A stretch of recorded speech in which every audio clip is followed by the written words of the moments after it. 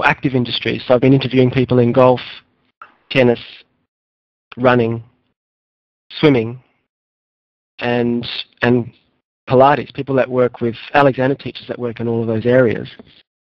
And especially in golf and in tennis, if you're going to talk to sports people about how we might be able to help them with the Alexander technique, you've got to use the language they use. So posture is a word they understand, obviously not the way we do. But in terms of improving posture or simplifying posture, what I've been noticing of late is that if we talk about posture, and it's a question I asked Richard Brennan, put me onto this. Richard Brennan from Ireland has a training school, and every introductory talk that he does, he asks the group, who's happy with their posture, or who would like to improve their posture? 9 out of 10 hands go up in the room.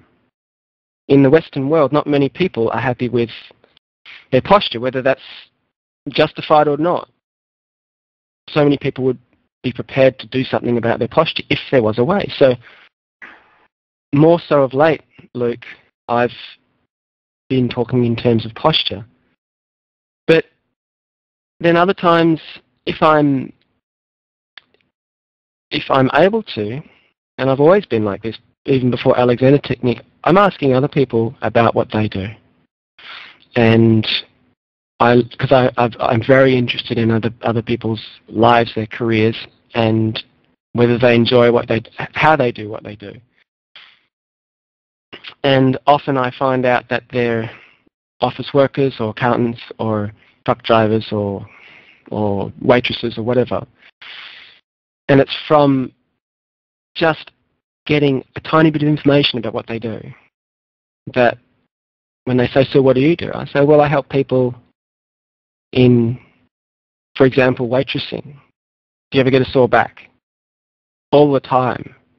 Well, I help people with their work so they don't get sore backs while they work. Well, how do you do that? Do you give them exercises or stretches? Oh, no, I don't need to do that kind of thing. Most of the time, you're able to solve those problems just by becoming a little bit more aware of what you're doing. Oh, that sounds pretty simple. Yes, it is. It is quite simple. It is quite simple. It takes a little bit of attention. But if you're willing to let go, or if you're willing to look at something new, then you can change your life very, very quickly. And that's what I do, is I work with people and helping them with fresh choices. So obviously it depends on the person, on what they're saying, on what they're asking. And if they don't ask me what I do, I don't tell them.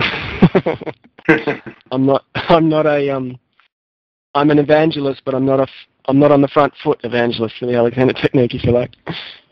Yeah. Yeah. Where do you get most of your pupils? Well, nowadays, my first 5 years from graduating, I set a room up at my home and then applied every marketing and sales skill that I'd learnt from from the food industry or selling soft drinks, to find people, speak to them, run introductory talks, go to adult education centres, speak there, run workshops, do a talk or a presentation for massage therapists or reflexologists or anything like that. I had a file full of talks and introductory speeches. Some I got paid for, majority I didn't in that first 5 years. It took me about 2.5 years to build my practice up in suburban Melbourne to about 25 people a week. And at that point, that was my target. That's all I wanted to do. And it's funny, you speak to people in England who even, I think Walter Carrington has been quoted as saying that unless you're doing 50 or 60 lessons a week, you're not teaching. And my lessons were 45 minutes to an hour. They weren't 25 or 30-minute sessions. They were fairly lengthy. So those first 5 years, I went out and I put myself in front of every possible group I could, and I was willing to do that. Nobody in my class did. And not very many teachers, Alexander teachers I meet, really are wired for that. They want to teach, but they don't necessarily want to go and put themselves on public display. So that was the first 5 years. Then I took a couple of years off where I took that practice and I gradually introduced other people to work for me. And I focused then more on the reaching larger and larger groups of people, because, Luke, what was happening, what I realised after 5 years was, even on 25 people a week, and it wasn't always 25 new people, it would be the new people that I worked with, I wanted to see them 2 or 3 times in the first couple of weeks. So I might have been seeing, I don't know, 3 or 4 brand new people every week. I wasn't going to reach my target doing that. And my target is still to change the perception of Alexander Technique in the world. And I just felt like, wow, 3 or 25 people a week, I'm never going to get there. I need to be reaching 50, 100, 200, 500, even if it's only in an introductory way, is explaining the Alexander Technique or exposing it to more people, the better. And if they come back for lessons for me or to somebody else, great. So I took a couple of years off to get that moving, and then all sorts of things changed in my life personally. So I moved from Melbourne to the Gold Coast. And since being here, I decided I'm not going to move. I'm not going to start a private practice where people come to the house. I don't want to do that anymore. I'm just going to see what comes my way. So nowadays, the last 2 years I've been here on the Gold Coast, I was picked up by a retreat, a health retreat called Gwingana Lifestyle Retreat.